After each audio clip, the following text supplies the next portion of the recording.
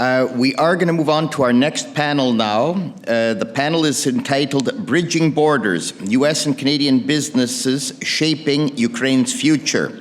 It will be moderated by Jack Hughes, Senior Vice President and Planning and Operations for the Business Council of Canada.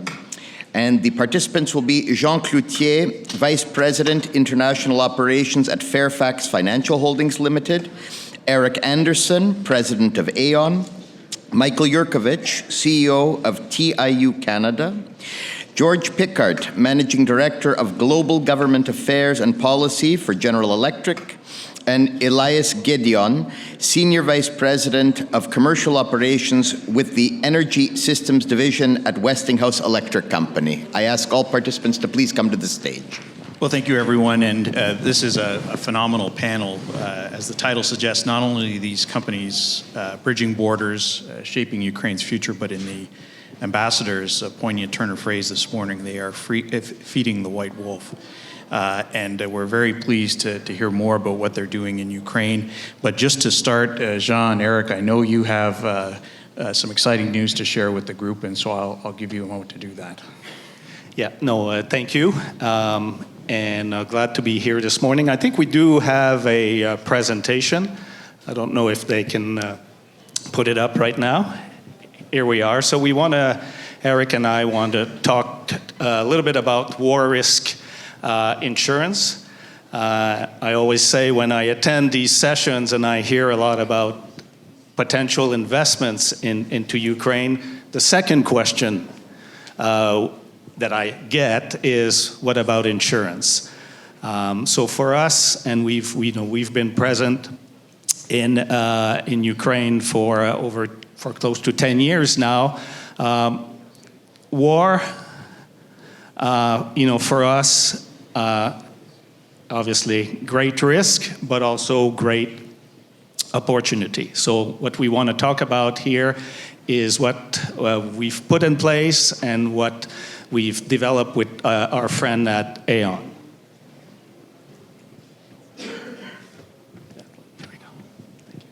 So, as I mentioned, although the war has been raging now for close to 3 years, business have continued to operate, and there's been a need for insurance.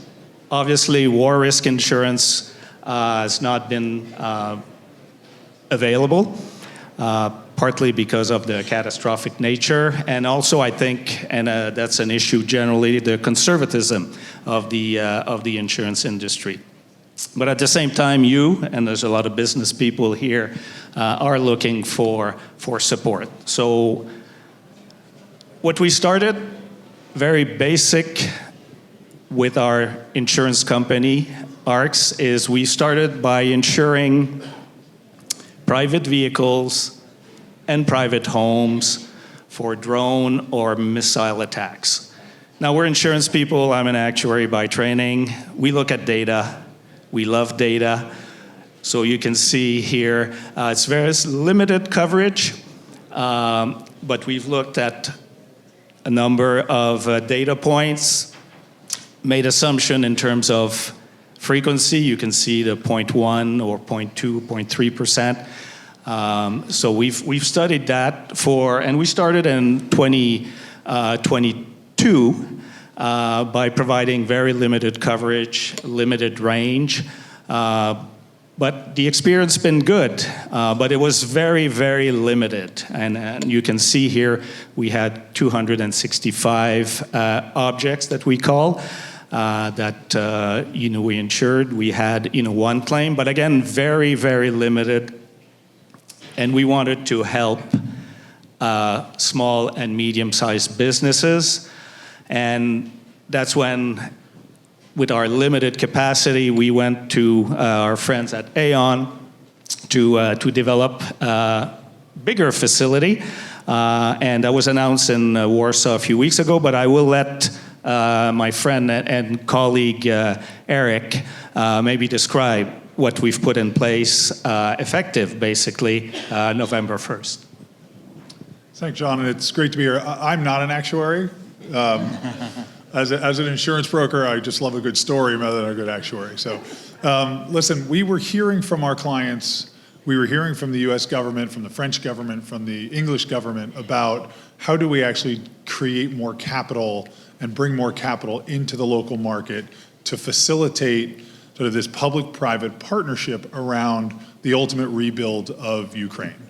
And as Jean was saying, the challenge of a lack of data, the private markets being very conservative about deploying capital, we were working with the DFC, who was trying to also deploy capital using their process, right, in terms of a lengthy application, really quite an extensive sort of way to get capital into the country, and it was really for the largest companies, were their ultimate clients.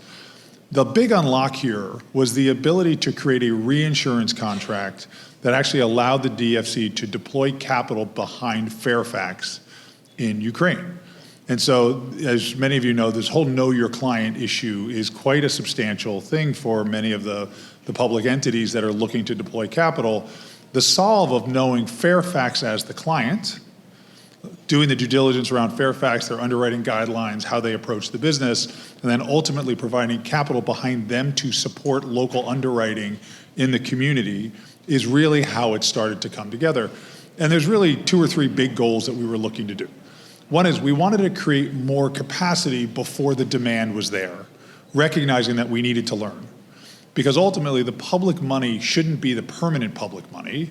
It should be enough to get the flywheel spinning so that as ultimately reconstruction starts over time, there will be loss experience, there will be an underwriting guideline process, there'll be experts locally, instead of doing it through Lloyd's or other facilities to essentially build up the local community and the local expertise. And so as you can see, I won't read through all of it, but ultimately we were able to attract $100 million of capital behind Fairfax to be able to start this underwriting. What I think has been the most interesting has been what's happened since. Whether it's the large European insurers, whether it's a number of other governments have sort of reached out because the ability to create a true public-private partnership, which just talked about a lot, but is hard to execute. Actually, this structure is a structure that can be replicated and is being replicated in other arenas, but it can also be upsized, which I think is where our next effort, I think, is going to be together, is how do we create more capital and bring more capital using a structure that's already been vetted and is starting to be operational. Thank you. So I think, just wanted to give a little flavor of what we've done in trying to be proactive, but I'll pass it back to you. Well, thank you very much, and thank you for the announcement, and I think it's a great segue to some of the important and innovative work the companies on this stage are doing, and maybe I'll start with my immediate right. Elias, do you want to tell us give an overview maybe about what Westinghouse is doing in Ukraine, kind of how you got there, what you're doing today, and your priorities for the future? Sure. First of all, it's a pleasure to be here, and thank you for the opportunity to participate in this conference. Westinghouse provide clean, safe, and reliable power, focusing on nuclear energy. As many of you know, nuclear energy generates a third of the carbon-free power around the world, and Westinghouse technology is the foundation of 50% of all nuclear power around the world. We are 100% owned by Brookfield Renewable and Cameco, 2 Canadian powerhouses, have 10,000 employees in 22 countries, many offices here in Canada. They utilize the wide array of proven products and services to meet the increasing power generation needs, including excellent relationship with Canadian suppliers, not only for projects here in Canada, but also for export.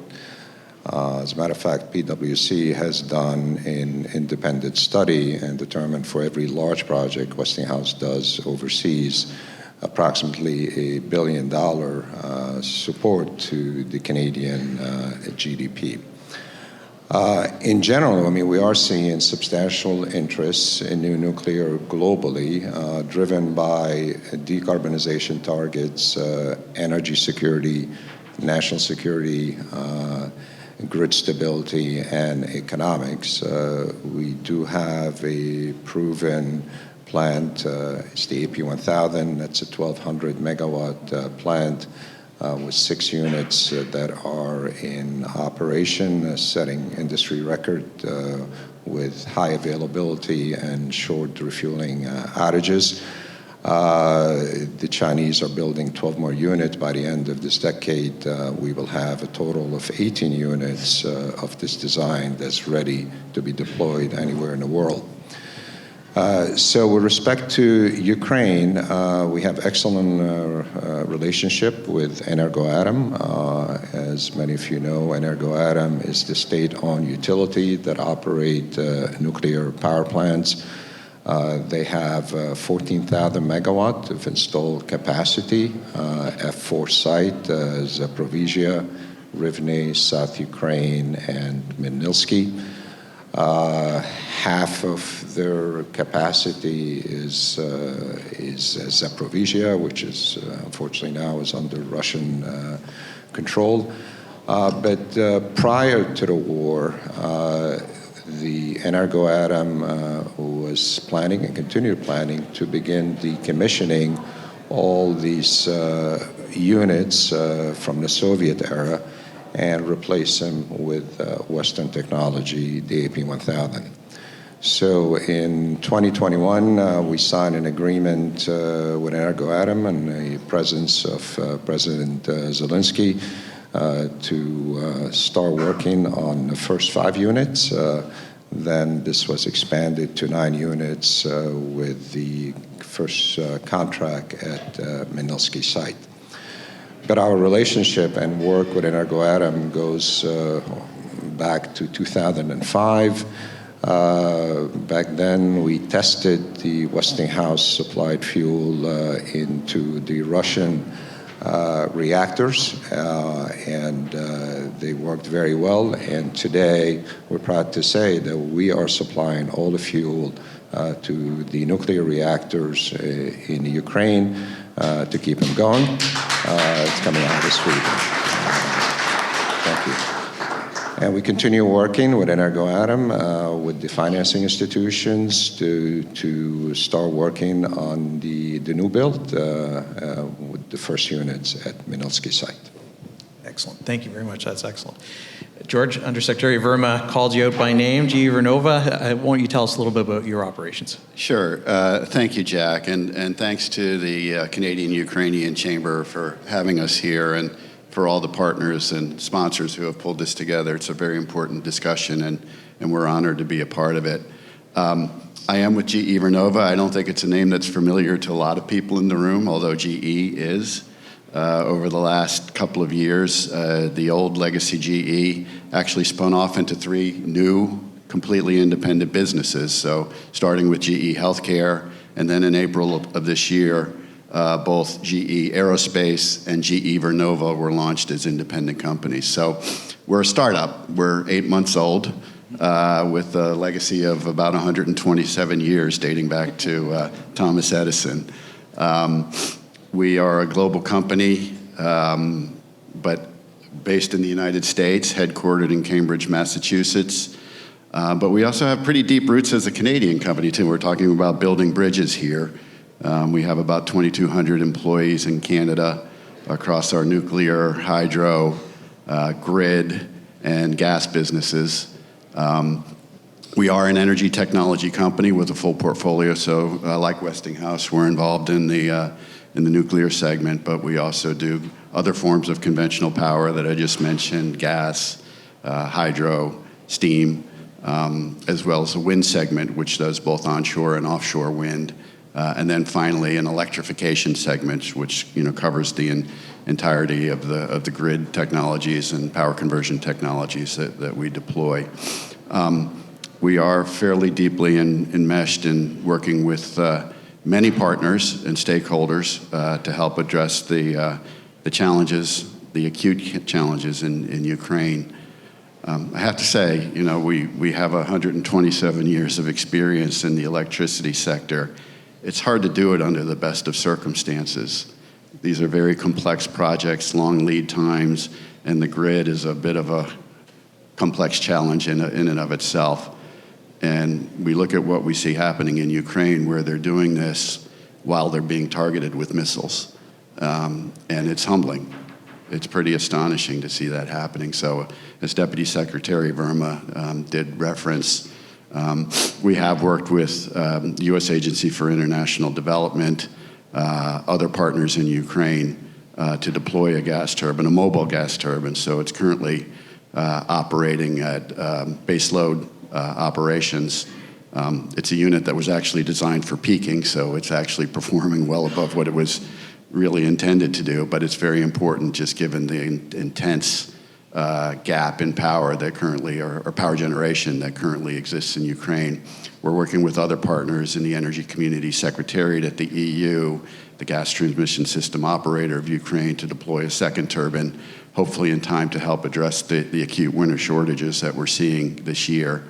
And then we're working on a longer-term basis with some of the same partners and others to try to deploy additional gas power, stationary gas power, which can be larger in capacity to address, looking at a mobile gas turbine, it's a very small percentage of the overall need, and so a lot more is needed down the line.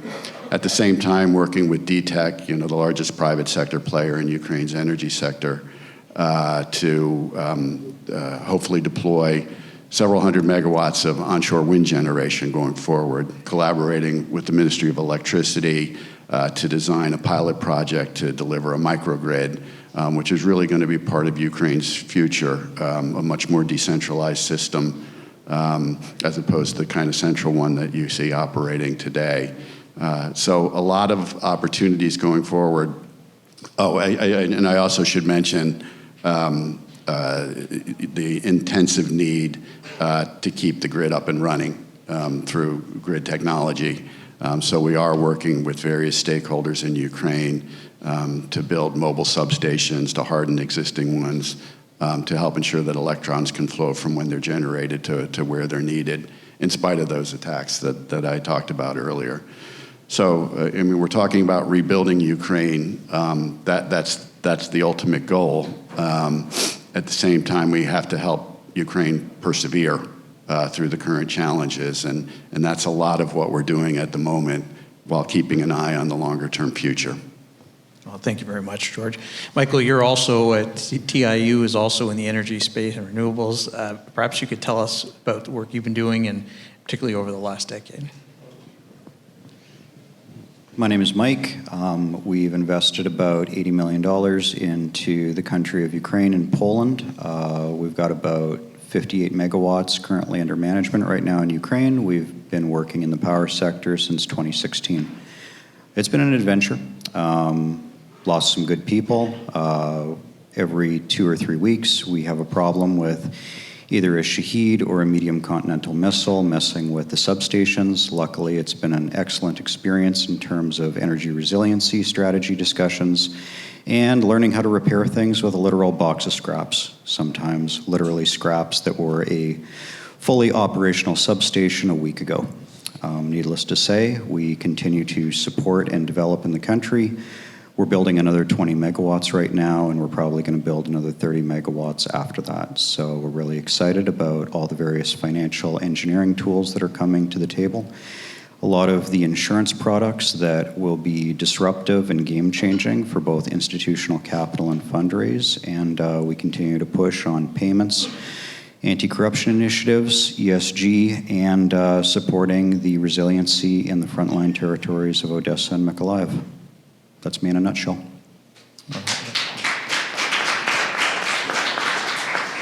Thank you, Mike, and sorry for your losses, but thank you for your persistence and perseverance.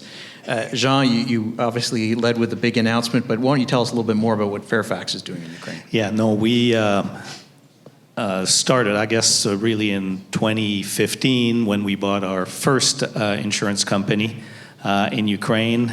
We bought 2 more in 2019, so we operate 3 separate brands. We're probably by far the largest non-life insurance group in Ukraine. We try to be, as you've heard, also very entrepreneurial, and we say and there's a lot of discussions, and I've mentioned with risk, also means opportunity for us, and we've not been afraid to invest in Ukraine.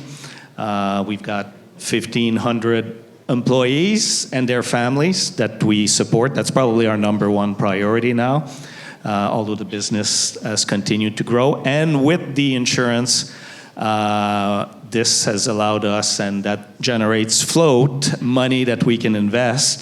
So we're also a large private investor, mostly in the agricultural sector in Ukraine. So business-wise, Ukraine has been good. We will be there until victory and beyond. I salute every time the resiliency of our people that are continuing to perform. So for us, Ukraine has been a success story, and we will continue to expand and grow. Thank you very much. Now, and Eric, Aon, obviously a global company in its outlook and outreach.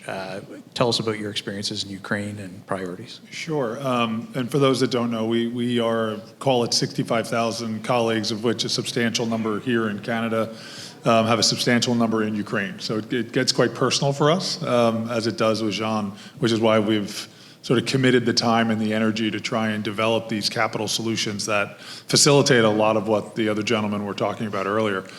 I think as we look at it, there's two sort of approaches that we've been taking. The first is for indigenous business inside of Ukraine, right? How can we actually maintain and help provide the right insurance support that they need? Recognizing that, one of the big challenges is that the outside world tends to look at Ukraine in its entirety as a war zone, as opposed to parts that have less activity than others, and does that provide a different risk-based pricing effort where people can deploy capital and stay in the country and continue to support the local economy and the local professionals that are operating there. And so there's a lot of work that goes on that way. The part that's getting more attention is the work we're trying to do internationally, whether it's global companies that will be a part of the reconstruction process, and as they are building and are looking to engage, whether it's construction firms or pharmaceuticals or healthcare or go down the industries, how do they start to engage in the country? And how can we provide capital for them in a way that helps to de-risk the activities that they're doing? Listen, the reality is if you're a private insurer, the easiest answer is to just back up from the risk, right? And so the work that's being done with these public sort of capabilities is really designed to maintain the integrity of the market, prove its resilience as a way to draw private capital back in once the hostilities cease. And so that has been, it's been a lesson in patience for everybody. But to get a true public-private partnership working, it is different motives, different operating styles. How do you build trust? How do you build the relationships? How do you find the right partners? How do you build the contracts? I mean, all of it is starting from scratch, really.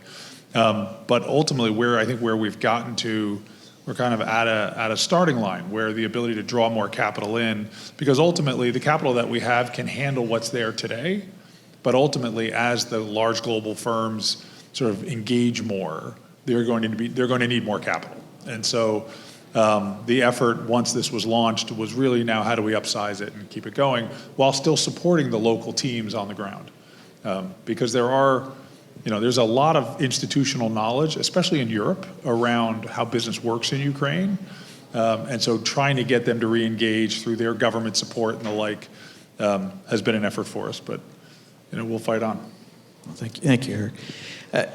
All of you have touched on it in part, but clearly the geopolitical and geoeconomic conditions in and around Ukraine have changed significantly over the last decade and continue to evolve in real time. I'm curious for each of you to kind of give us a sense of how you've navigated those changing dynamics. And Elias, maybe I'll start with you again.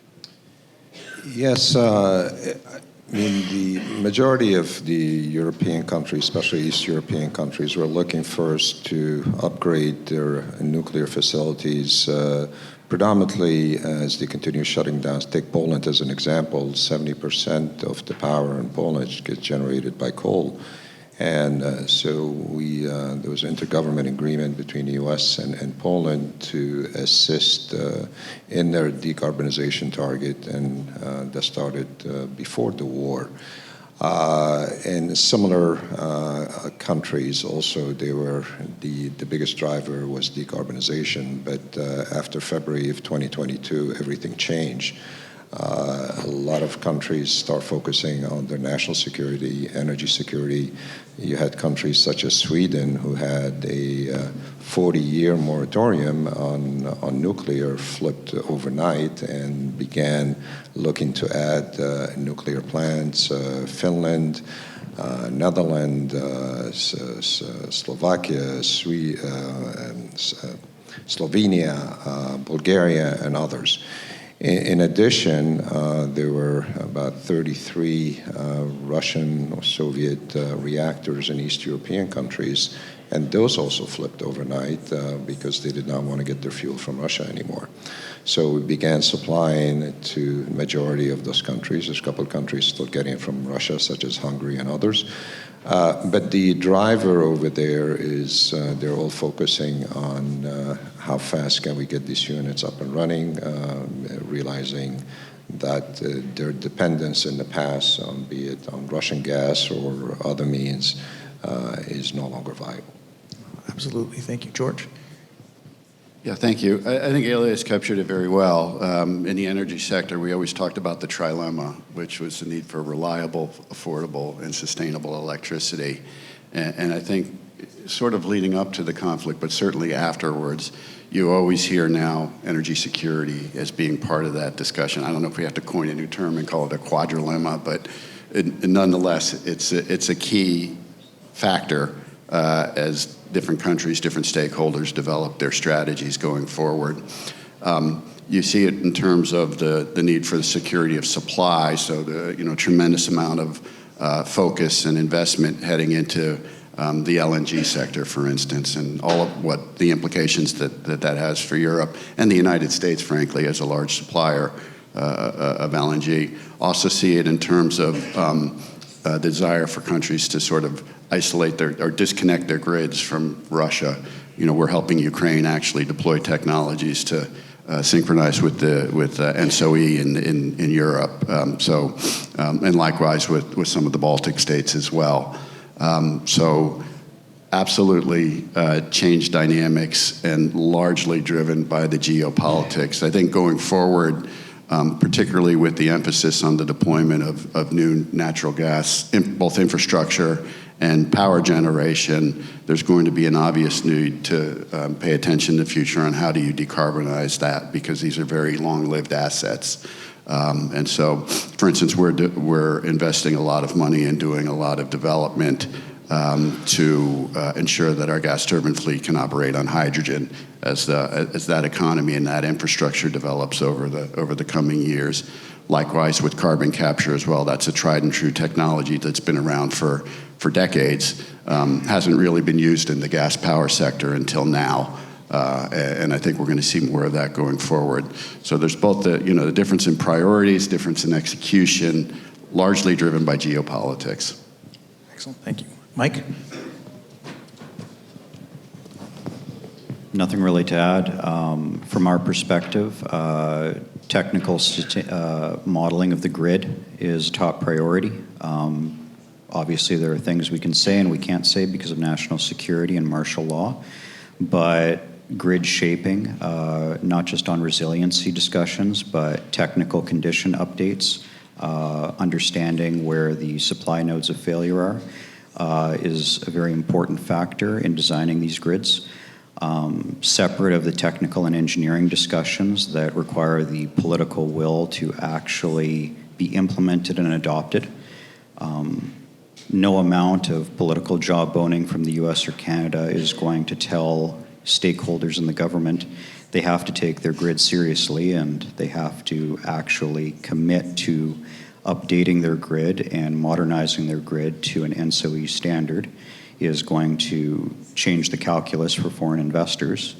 Separating the institutional and engineering conditions There needs to be serious discussions with the National Bank of Ukraine and World Capital Markets in terms of allowing capital controls and allowing foreign direct investments to repatriate their money. There needs to be discussions around tax and effective tax policies that are transparent for global institutional investors to get their head around the net asset valuations, particularly on large institutional capital raises. And then there also needs to be technology discussions. We've had multiple discussions with various Ukrainian stakeholders about bringing standardized Canadian or U.S. cybersecurity hardware, electrical engineering hardware to the country of Ukraine. And those types of discussions, while benign and transparent, if we were operating in Canada or the United States, sometimes run into unintended hurdles. And so these are the types of issues that if Ukraine wants to develop a $42 billion energy grid, they need to have a clear understanding, and there needs to be the political will to implement these things. And, we remain hopeful that someday these types of discussions will become more transparent and more liquid.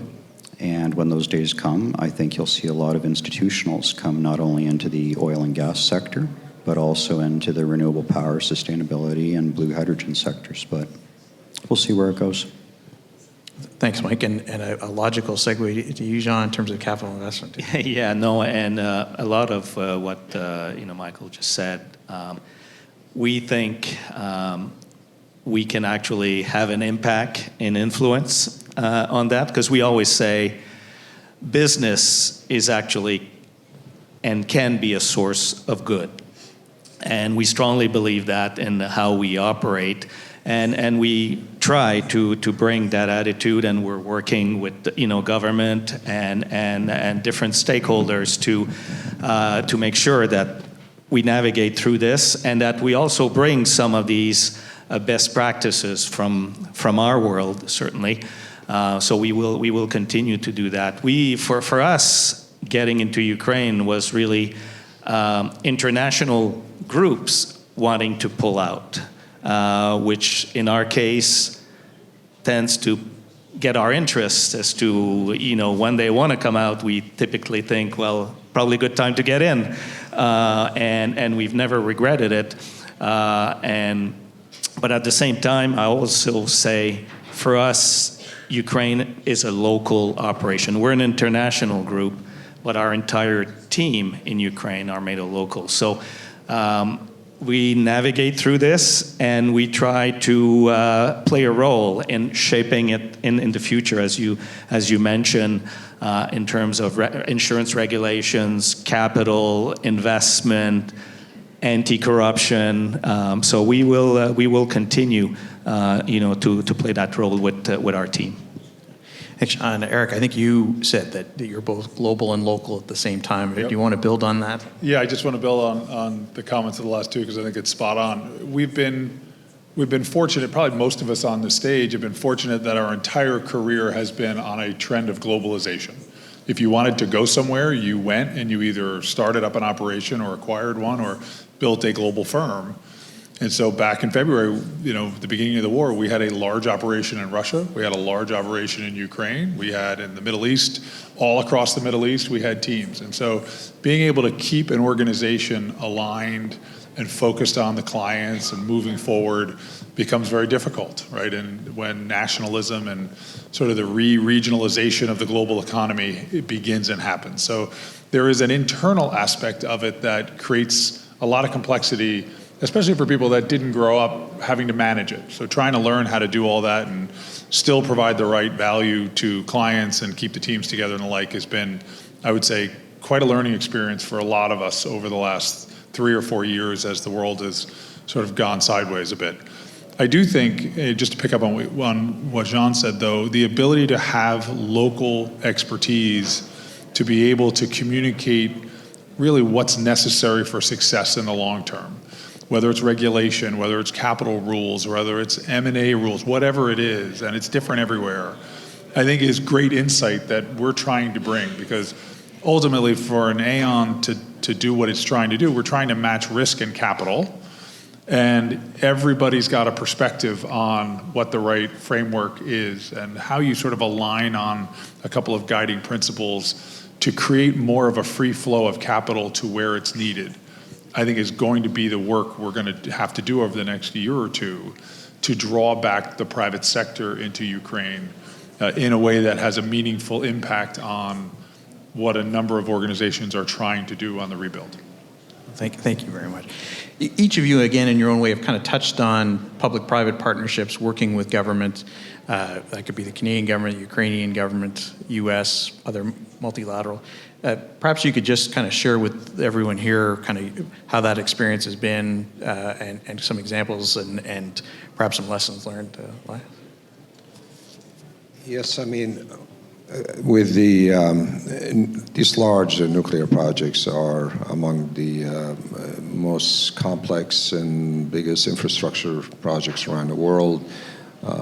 So we have the proven design that has been replicated and duplicated in Europe that will be utilized in Ukraine. So from that aspect, we are working with Energoatom to maximize the local content. The biggest issue is trying to arrange the financing right now, because these projects will take approximately 10 years to complete, but the plants will operate 60 to 80 years. And so when we say it's a 100-year relationship we have between a supplier, not only supplier and the utility, but also between countries, US, Canada, and Ukraine. So the support we are getting from the government, both here and the United States, has been fantastic for the same reason I've highlighted with all the drivers. We've been working with the export credit agencies, be it US Exim Bank, DFC, UK, and greatly working with EDC here, and thank them for their support, because all the work and the financing that will come for these projects will get re-injected here, be it from engineering or supply chain. As far as these projects, I mean, they go in tranches. You start, do a little bit of engineering. So there is some limited financing currently toward that. But as you get closer and closer to FID, there's all these programs that are being put together to support rebuilding Ukraine, as I mentioned earlier, and begin shutting down their old existing plants and replace them with more advanced technologies. Perfect. George? Yeah, thank you. It's important to remember that GE Vernova, like Westinghouse, we're primarily an energy technology company. So we're focused on sort of producing electrons, transmitting them, and managing them. We very rarely invest in projects. We do have to work with customers and other agencies, both private and public, to finance the projects that move forward with our technologies. We're not an engineering, procurement, and construction firm, so we don't actually build the projects that we're involved with. We do have to provide our expertise to ensure that they're properly executed and integrated with whatever needs to be done to ensure that they run smoothly and reliably. So you take that into account and you look at a market like Ukraine, and you wouldn't be sitting here on this panel today but for the fact that we have these extensive partnerships. And so that starts at the government level, where we are trying to be as closely aligned with the government of Ukraine as we can. Our CEO met with President Zelensky in September. We have extensive interaction with Energy Minister Halyshchenko. As I mentioned earlier, some of the state-owned companies, Ukhrhydroenergo, Energoatom, DTEC in the private sector, many others. So, and then there's, of course, the U.S. and European governments that currently are doing most of the financing or funding for the projects that we're involved with. And then there's the logistics of getting the technology to where it's needed. And then it's always challenging, as I mentioned earlier, to construct these projects, particularly so in an environment where there's an ongoing and very intensive conflict. We couldn't do that without the cooperation with the EPC companies, the logistics companies, et cetera. So that's going to continue. I don't see that going away. Hopefully there will be greater introduction of private sector financing for projects going forward with the great work that these gentlemen and others are doing in the insurance sector. But a lot to happen still. Perfect. Thanks, sir. Mike? Yeah, for the better part of 8 years, it was factually impossible to get public sector to actually commit to the country of Ukraine post the Maidan 2014 revolution of dignity. In fact, we had one U.S. development agency criticize if we were crazy as a Canadian institutional investor for going to Ukraine. So take that for what it's worth from a boots-on-the-ground guy who's invested more than most hedge funds in Canada manage in their assets under management. And the cost of capital is a very serious discussion in the country. If you go to certain state banks right now, the cost of capital is between 29 and 32% per year. Compare and contrast that to Calgary, Canada, where the cost of debt is 9.2% on an oil and gas project. So it's factually correct. No business in Canada would be able to survive in that type of interest rate environment, with or without Donald Trump's tariffs coming in. So the fact of the matter is that any sort of ability to de-risk the equation is something that is both instrumental and timely. For our perspective, the evolution of DFC and IFC facilities has accelerated in the last 12 months in a way that it has not been seen since I started looking at Ukraine back in 2011. In terms of what does this mean, technical equipment that used to be impossible to source and supply chain through export credit agencies 2 years ago are now at least economically achievable and viable. In terms of actually implementing the technology, that is up to the state of Ukraine if they actually want to implement ENSO-E-compliant, ISO-certified equipment and gearing into their substations and power grid. In terms of where we see that going forward, we're thrilled and excited that EDC as well as DFC are actually moving forward. We believe that Canadian capital markets look to the Canadian government for leadership on the market, specifically when you're talking to institutional pools of capital that are looking towards large multinational structured projects. In terms of U.S. involvement, British involvement, and French involvement, we are thrilled and excited that coalitions are coming together under Penny Pritzker's funding platform initiatives. We hope that those carry forward in the next administration. In order for the country to seek large pools of outside committed capital on those 50 to 100-year large timelines, there probably will need to be a 10% decrease in the cost of capital. Internally, we're pricing a 9% cost of capital decrease after the ceasefire. In terms of where we see long-term technical solutions, we're hoping that by providing political risk insurance, by providing limited capital market solutions, we'll start to see that de-risk. But we reiterate, the Canadian, the US, the British government have to show leadership, either through sovereign wealth fund direct access or direct stake participation. And we're seeing other countries, the Swiss, the Saudi Arabians, the South Koreans, the Japanese, stepping forward with their national champions. So if Canada and the US want to play a seat at the table, they need to start helping their national champions develop and buy their equipment and utilize and leverage their equipment into these national reconstruction programs. And I think that's something that is going to become very topical and timely, is what does that NATO content look like going into the 2026 to 2032 reconstruction timelines. Thanks, Mike.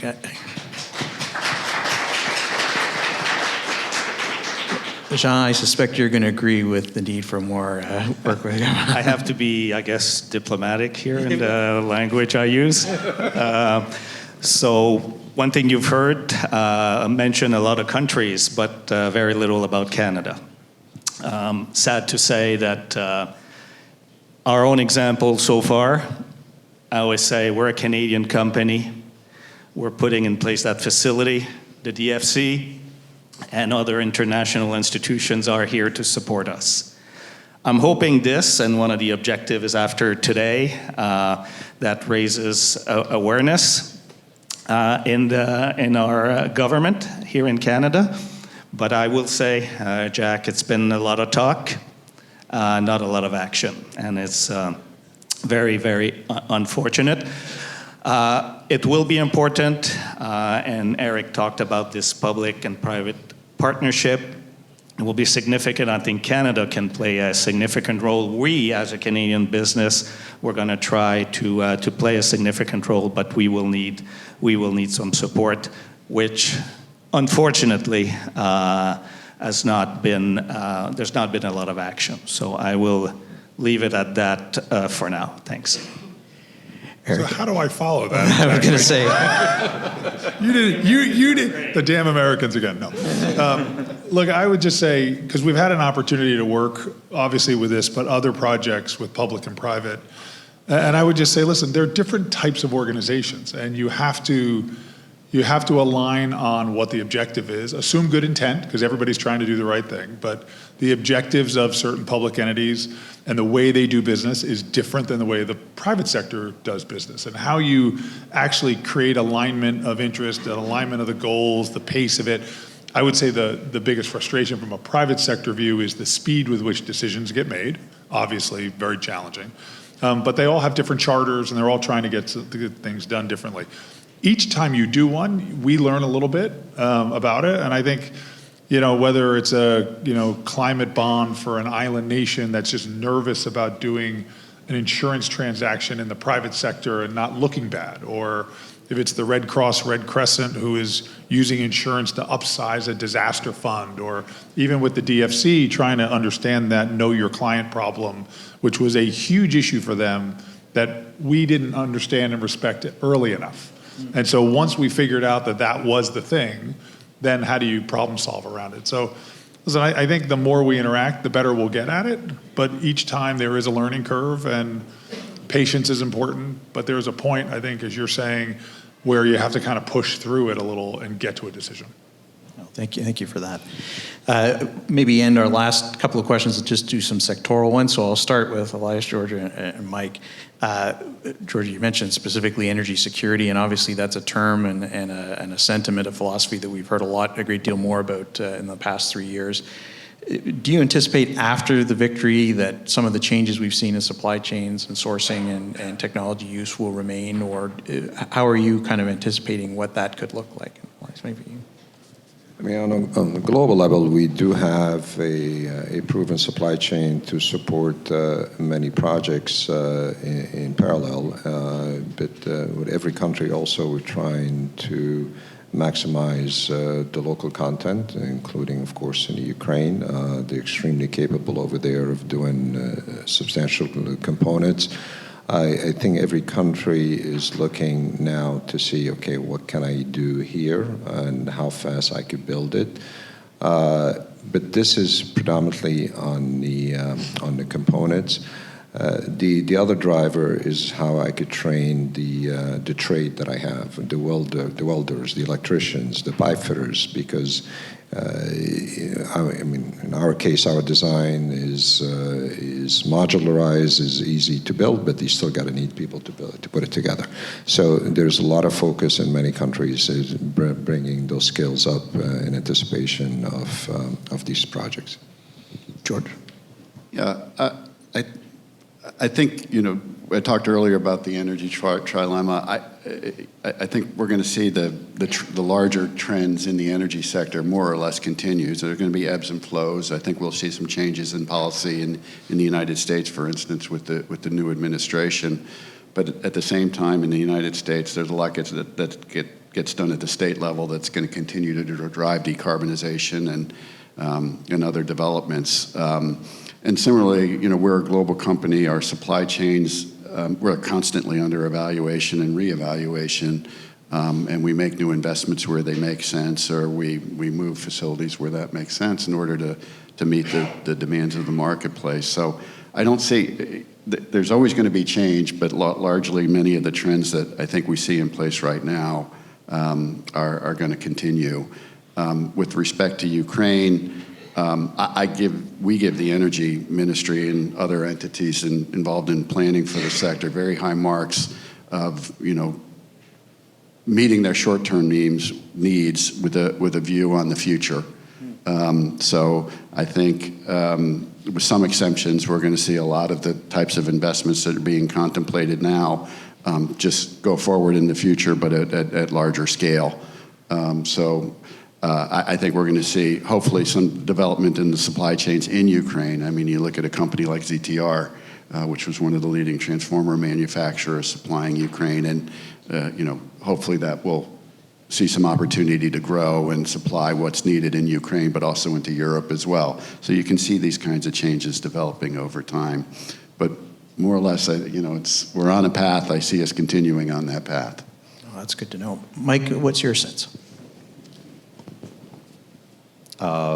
Being modulated. There is a scarcity of technical skills, and that is well recognized and established by the industry. Most of our electricians became sappers and bomb makers and subsequently became cannon fodder, so it's a little difficult to replace people that lack the dexterity and the skills and the motivation to eventually be conscripted and become sappers and bomb and suicide fodder. So in terms of encouraging people to join the electrical trades, there's a scarcity. There's also the requirement to ensure that they're exempt from national conscription squads once they get the technical skills. You can't really build an industry if you don't have guys to wind your transformers or fix your switchgear boxes. The second part of that discussion, oops, did I just say something? My mic just cut out. The second piece is on resiliency. Everybody talks about how they want to have edge networks that are capable and IoT systems that are secure and hardened. However, we still continue to find things, as is dutifully reported to Congress and other stakeholders, about irregularities in the national security of the power grid. Battery storage is a continuing problem where everybody wants to have energy stability, everybody wants to have grid stability. We can talk to the schedulers at any one of the major power trading companies even this morning, and it's every day is an adventure where the grid goes greater than 100% out of tolerance, and it's like a bad episode of Star Trek where things just randomly start sparking for no reason that we have to deal with every day as the boots on the ground. In terms of actual technical capability, we still find acts of irregularity and non-compliance in the grid, where we find things that are Chinese that should not be there.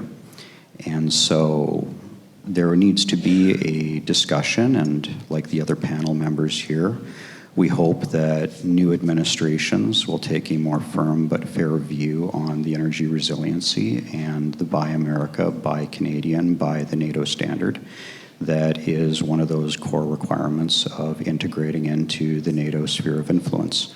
And it's ultimately up to the Ukrainians. I mean, as an institutional investor, we can park our money in Poland, we can park our money in Calgary, Canada, or we can put our money to work in Ukraine.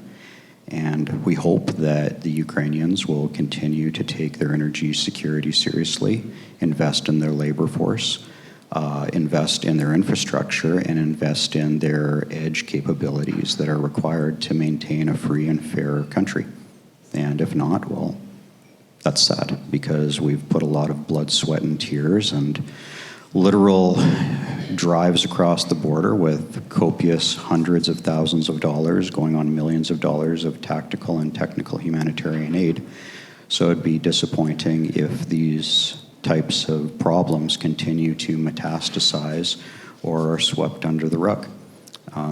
Because this is actually affecting people's lives. It's not about dollars and cents. It's about a small town in a strategic sector suddenly losing their power grid, and then the radar system shuts off for reasons unknown. And these are types of energy security discussions that are happening real time in the battlesphere of 5G warfare. And so we hope that our messages and our remarks are taken seriously and studiously. Thank you. But last word, Jean, to you and Eric. I think of the insurance business as the risk business, recognizing there are no zero risk markets. Curious how you assess the comparative risk of Ukraine versus some of the other global markets you're in. And Jean, do you want? Okay, Eric. I'll go first. Listen, I think it really comes down to the analytics of the environment. I tried to make the comment earlier briefly is Ukraine is obviously one country, but it has different risk elements based on where you are in the country. And so getting that kind of insight and getting it to the risk takers of the world, I think is one of the things that we're spending a lot of resource on right now in order to make the capital more comfortable to at least maintain some presence in the country and be ready when, peace breaks out. But I do think if you were to say, how does it compare against other markets, it's obviously considered for the private market a very risky place to be based on certain products. And that's why I think the effort around partnering with the DFC and others to bring capital to that highest risk area to be able to build insight so that the private market can re-enter has been the goal. Right. I don't know. What would you add? Yeah, no, and more specifically, we do assess that risk, and I think in the presentation, we showed a map where we monitor the risk we insure, and the government actually is pretty efficient. We have data on strikes and where they hit, and so we can manage, but as Eric said, it's obviously a higher level of risk, but from our point of view, as long as we can assess it, we can monitor and manage, and obviously we need partners to provide more capacity. That's something that we're prepared to do, and we're local, we have our team, and we will continue to refine this risk analysis. So monitor, manage, mitigate. Good lesson for all of us. Please, everyone, give a round of applause to our panel. It was very interesting. Thank you very much.